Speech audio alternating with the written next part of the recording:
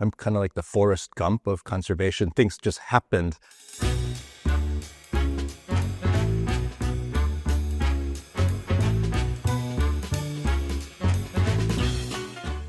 Unlike many other ecologists, I wasn't a prodigy in any sense that, for example, I knew the names of all the plants and animals all around me. But I did have the chance to, or I was blessed to be raised by parents who felt it was important to be outdoors.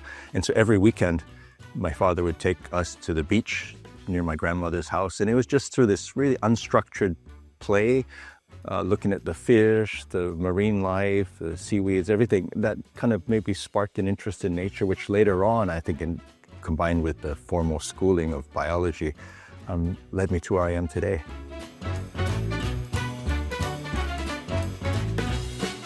Let me backtrack.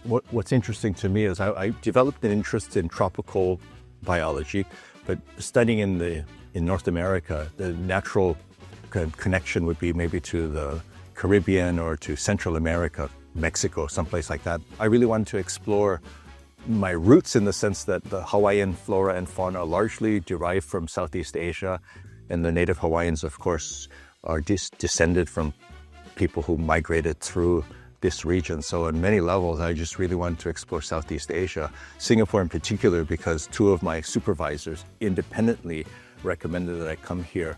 What was meant to be 2 years, is like 35 and counting. I often say I'm kind of like, at least in local conservation, I'm kind of like the Forrest Gump of conservation. Things just happened. A friend of mine named Joseph Lai, this extraordinary botanist, found this ancient tree that was a leftover from a forest reserve at Changi, was fruiting. He wasn't sure what it was, so we went down to check it out, and it turned out a friend of ours identified it as something called Hopia sangal. And Hopia sangal had previously been found in Singapore, but 100 years earlier, it was thought to have been extinct at the time. And so we confirmed it through the fruits. Being capo, I kind of just grabbed a few and started growing them in my kitchen. Little did we know that a month later, that tree would be cut down. God, you have to ask these tough questions. I would say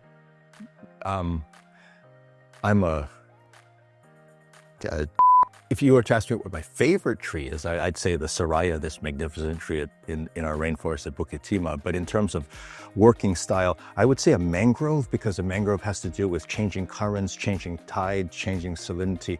So many things are going on in the environment of a mangrove. And I think the kind of work that we do here in Singapore is kind of like that. You just really need to be adaptable.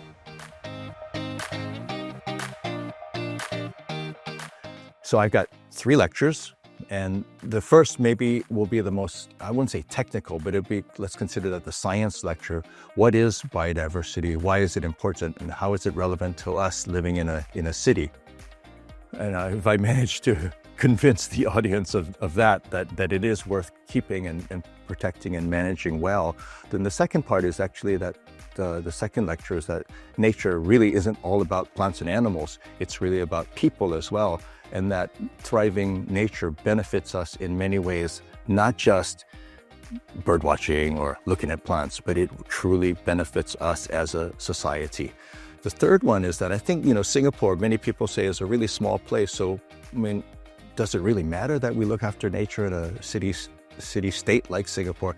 And my answer would be yes. Singapore has, despite its small size, big levers that we can pull to influence many different things. And one of those things I truly believe is that Singapore can make a huge difference in terms of preserving the natural world and all the life-giving benefits that it confers upon us.